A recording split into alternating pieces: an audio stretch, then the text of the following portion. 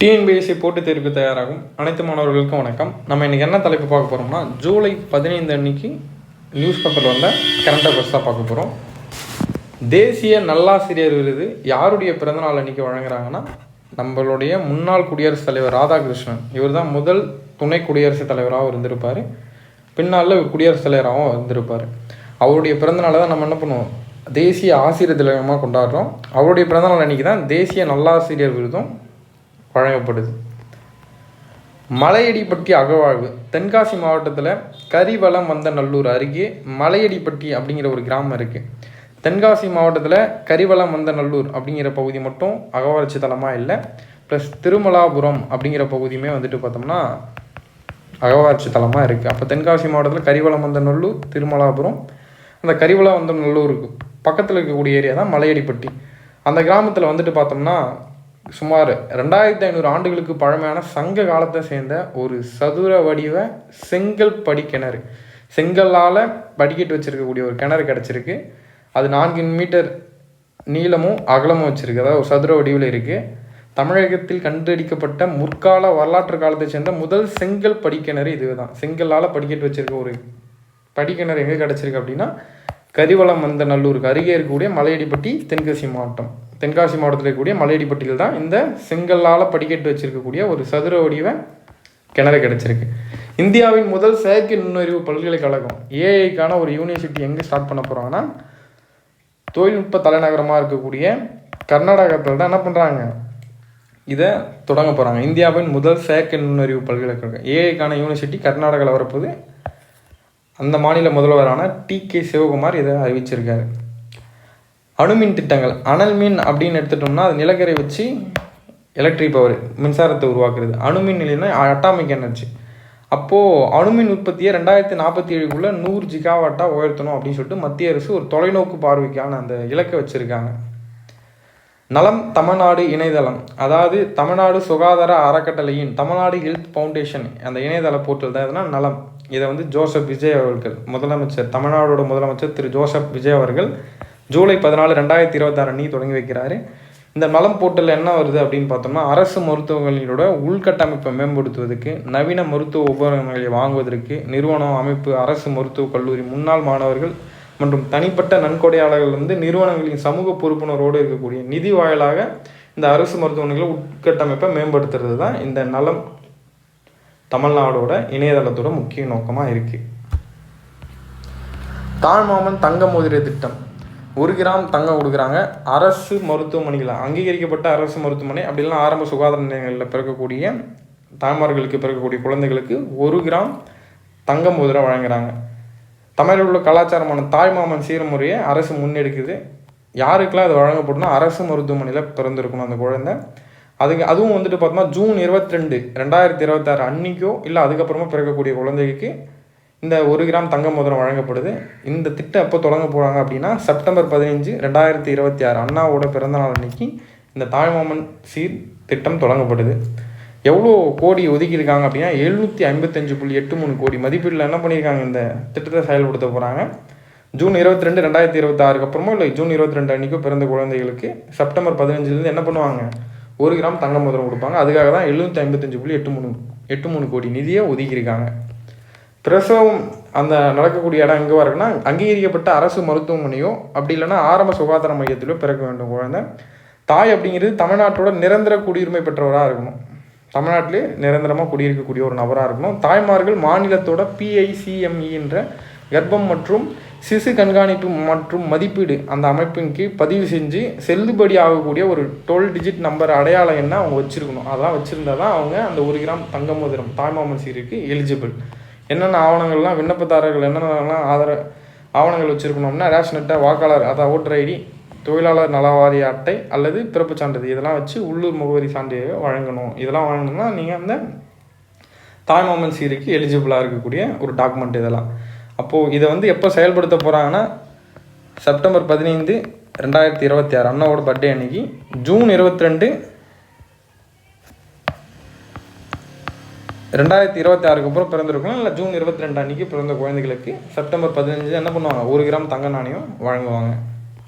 தமிழ்நாடு தினம். நம்ம எல்லாம் இப்போது டிஎம்கே கவர்மெண்ட் வந்ததுக்கப்புறம் என்ன பண்ணியிருப்பாங்கன்னா தமிழ்நாடு தினத்தை மாற்றிருப்பாங்க. அதுக்கு முன்னாடி ஏடிஎம்கே கவர்மெண்ட் இருக்க வரைக்கும் நவம்பர் 1 அன்றைக்கி என்ன பண்ணியிருப்பாங்க, தமிழ்நாடு தினமாக செலிப்ரேட் பண்ணியிருப்பாங்க. அதுக்கப்புறமா டிஎம்கே கவர்மெண்ட் வந்ததுக்கப்புறம் ஜூலை 18 தமிழ்நாடு தினமாக பெயர் மாற்றம், அதாவது ஜூலை 18 தமிழ்நாடு தினமாக கொண்டாடுற மாதிரி மாற்றிருப்பாங்க. எதனாலனா தமிழ்நாடு அப்படிங்கிற அந்த பெயர் மாற்ற தீர்மானத்தை அண்ணா அவர்கள் கொண்டு வந்தது ஜூலை 18 அன்றைக்கி. அதனால் என்ன பண்ணியிருப்பாங்க, ஜூலை 18 தமிழ்நாடு தினமாக இவங்க பெயர் மாற்றம் பண்ணி அதாவது மாற்றி வச்சுருப்பாங்க.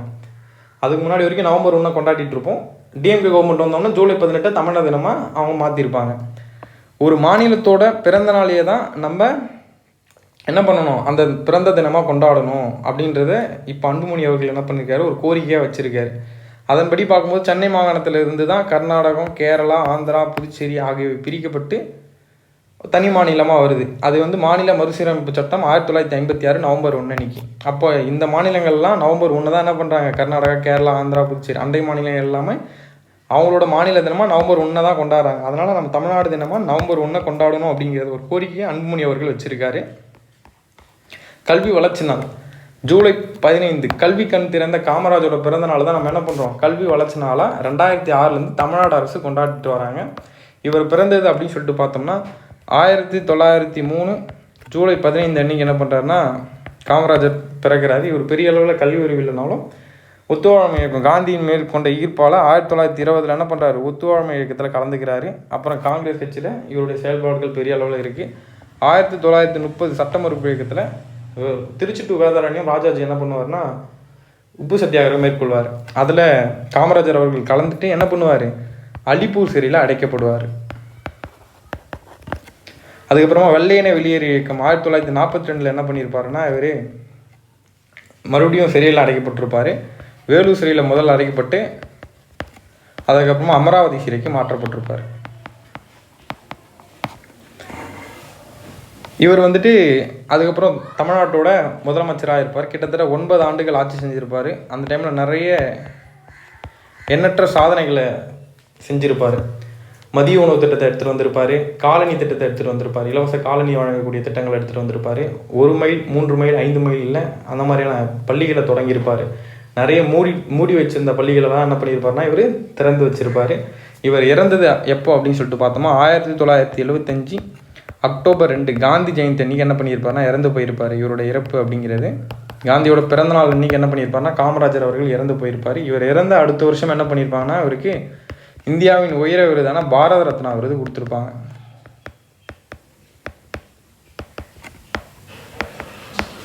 இதெல்லாம் காமராஜர் அவரோட சிறப்பாக பார்த்துட்டு வரும். நிறைய சிறப்பு பெயர்கள் அவருக்கு, கர்ம வீரர் காமராஜர், படிக்காத மேதை, கிங் மேக்கர் அப்படிங்கிற அந்த தலைவர்களை உருவாக்குபவர் அப்படின்னு சொல்லிட்டு அந்த பெயர்லாம் அவருக்கு இருக்குது. இவர் எப்போ வந்து கே பிளான் எப்போன்னு சொல்லிட்டு பார்த்தோம்னா 1963 மாநில முதல்வர்கள் எல்லாரும் காங்கிரஸ் எந்த இடத்துலலாம் ரூல் பண்ணியிருந்தாங்களோ அவங்க மாநில முதல்வர்கள்லாம் பதவியை வந்துட்டு நீக்கம் பண்ணி, அதாவது பதவியை துறந்துட்டு கட்சி பணி ஆற்ற வாருங்க அப்படின்னு சொல்லிட்டு கே பிளான் ஒன்று அறிமுகம் பண்ணியிருப்பார். இவரோட முக்கிய சிறப்பு என்னென்னா மதிய உணவு திட்டத்தை எடுத்துகிட்டு வந்தது 1956 எடுத்துகிட்டு வந்திருப்பார். நிறைய நாட்கள் கிட்டத்தட்ட 3000 நாட்கள் என்ன பண்ணியிருப்பாரா சிறையிலே இருந்திருப்பார். கல்வி கண் திறந்த காமராஜர், ஏழை பங்காளர், தலைவர்களை உருவாக்குபவர் கிங் மேக்கர், படிக்காத மேதை, கருப்பு காந்தி அப்படின்னு சொல்லிட்டு நிறைய பெயர்கள் யாருக்கு இருக்குன்னா காமராஜர் அவர்களுக்கு இருக்குது. ஒளியேற்றும் இலவச திட்டங்கள், நிறைய இலவச திட்டங்களை நம்ம தமிழ்நாடு அரசுகள் எடுத்துகிட்டு வந்திருப்பாங்க. அதில் ஒன்று என்னென்னா இலவச சீருடை பாட புத்தகங்களை இலவசமாக வழங்குகிறது. ஃபஸ்ட் ஸ்டாண்டர்ட்லேருந்து 8th ஸ்டாண்டர்ட் வரைக்கும் பயிலக்கூடிய மாணவர்களுக்கு இதை எடுத்துகிட்டு வராங்க 1985. அதுக்கப்புறம் 1 முதல் 5ஆம் வகுப்பு வரை பயிலக்கூடிய அனைத்து மாணவர்களுக்கும் அரசு உதவி பெறும் பள்ளிகளுக்கும் என்ன பண்ணுறாங்க, இந்த திட்டத்தை விரிவாக்கம் பண்ணுறாங்க. இலவச பாட புத்தகங்கள் வழங்கலான்னு 1998. 1987-88 என்ன பண்ணுறாங்கன்னா 1 முதல் 8ஆம் வரை பயிலக்கூடிய மாணவர்களுக்கு இலவச காலனியை வழங்குறாங்க. தற்போது 1 முதல் 12ஆம் வகுப்பு வரைக்கும் என்ன பண்ணுறாங்க, எல்லாருக்குமே பாட புத்தகம் எல்லாமே இலவசமாக தான் கொடுக்குறாங்க.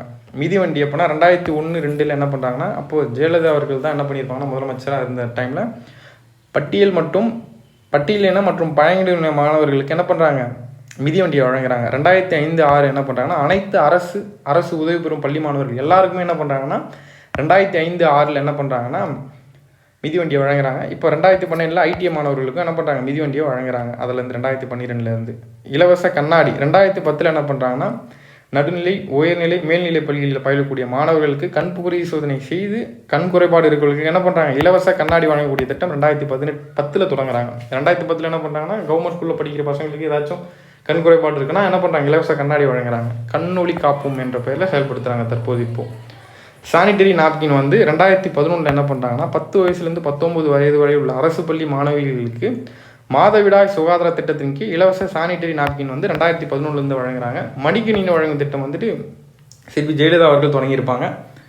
அது அப்படியே கண்டினியூ ஆகிட்டே இருக்கும். 11வது 12ஆம் வகுப்பு பயிலும், அதாவது 12வது முடிச்சுட்டு போகிறவங்களுக்கு என்ன பண்ணிடுறாங்க, மடிக்கணினி கொடுத்துட்டு இருந்தாங்க. அதுக்கப்புறம் டிஎம்கே கவர்மெண்ட் வந்து ஒரு 4 வருஷமாக கொடுக்கல. கடைசியாக வந்துட்டு பார்த்தோம்னா இந்த எலெக்ஷனுக்கு முன்னாடி என்ன பண்ணியிருப்பாங்கன்னா, எல்லாருக்கும் முக்கியமாக முடிச்சுட்டு போனவங்களுக்கு கொடுக்காம அப்போது ஃபைனல் இயர் படிக்கிற மாணவர்களுக்கும் செகண்ட் இயர் படிக்கிற மாணவர்களுக்கும் என்ன பண்ணியிருப்பாங்க, லேப்டாப் கொடுத்துருப்பாங்க.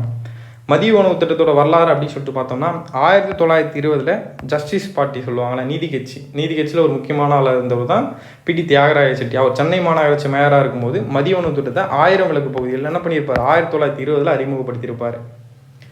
அதுக்கப்புறம் MC ராஜா அப்படிங்கிறவர் முதல் பட்டியலின நாடாளுமன்ற உறுப்பினராக இருந்திருப்பார். அவர் ஏழை பழங்குடியின குழந்தைகளின் பள்ளிகளை நோக்கி செல்வதற்காக பசி மிகப்பெரிய தடையாக இருப்பதால் அனைத்து அரசு தொடக்க பள்ளிகளிலும் மதிய உணவு திட்டத்தை நடைமுறைப்படுத்த வேணும்னு சொல்லிட்டு நாட்டின் முதல் பட்டியலின நாடாளுமன்ற உறுப்பினரான MC ராஜா அவர்கள் சட்டப்பேரவை கவுன்சிலில் என்ன பண்ணியிருக்காரு, 1922 வலியுறுத்தியிருக்காரு. ஆனால் அதுக்கு முன்னாடியே ஒரு பிடி தியாகராய செட்டி என்ன பண்ணியிருக்காரு, 1000 விளக்கில் மதிய உணவு திட்டத்தை அறிமுகப்படுத்திட்டாரு.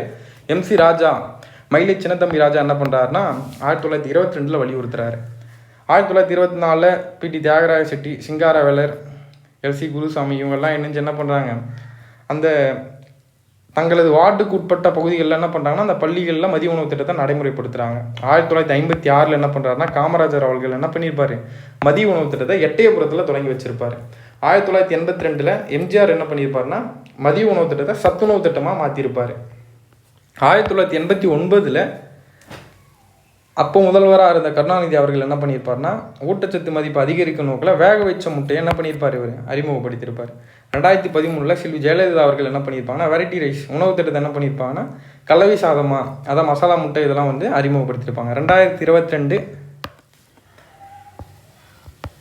செப்டம்பர் 15 அன்னைக்கு என்ன பண்ணியிருப்பாங்கன்னா காலை உணவு திட்டம். இப்போது முன்னாடி இருந்த டிஎம்கே கவர்மெண்ட் ஸ்டாலின் அவர்கள் என்ன பண்ணியிருப்பாங்கன்னா 2022 செப்டம்பர் 15 அன்றைக்கி என்ன பண்ணியிருப்பாங்கன்னா ஃபஸ்ட் ஸ்டாண்டர்ட்லேருந்து 5th ஸ்டாண்டர்ட் இருக்கக்கூடிய தொடக்கப்பள்ளி மாணவர்களுக்கு என்ன பண்ணியிருப்பாங்கன்னா காலை உணவு திட்டத்தை தொடங்கி வச்சுருப்பாங்க. இப்போது முதல்வராக இருக்கக்கூடிய திரு ஜோசப் விஜய் அவர்கள் என்ன பண்ணியிருக்காருன்னா அந்த திட்டத்தை விரிவாக்கம் பண்ணியிருக்காங்க. 6th ஸ்டாண்டர்ட்லேருந்து 8th ஸ்டாண்டர்ட் வரைக்கும் என்ன பண்ணலாம், காலை உணவு திட்டத்தை விரிவாக்கம் பண்ணலாம் அப்படின்னு சொல்லிட்டு முடிவு பண்ணியிருக்காங்க. இந்த திட்டம் எப்போ வந்து தொடங்க போகிறாங்க, விரிவாக்கம் பண்ண போகிறாங்க அப்படின்னு பார்த்தோம்னா செப்டம்பர் 17 பெரியாரோட பிறந்தநாள் அன்றைக்கி என்ன பண்ண போகிறாங்கன்னா இந்த திட்டத்தை தொடங்க போகிறாங்க, காலை உணவு திட்டத்தை. 6th to 8th ஸ்டாண்டர்ட் வரைக்கும் காலை உணவு திட்டத்தை தாவேக அரசு இப்போ இருக்கக்கூடிய முதல்வராக இருக்கக்கூடிய திரு ஜோசப் விஜய் அவர்கள் காலை உணவு திட்டத்தை செப்டம்பர் 17 பெரியாரோட பிறந்தநாள் அன்றைக்கி என்ன பண்ணுறாங்க, தொடங்கி வைக்க போகிறாங்க.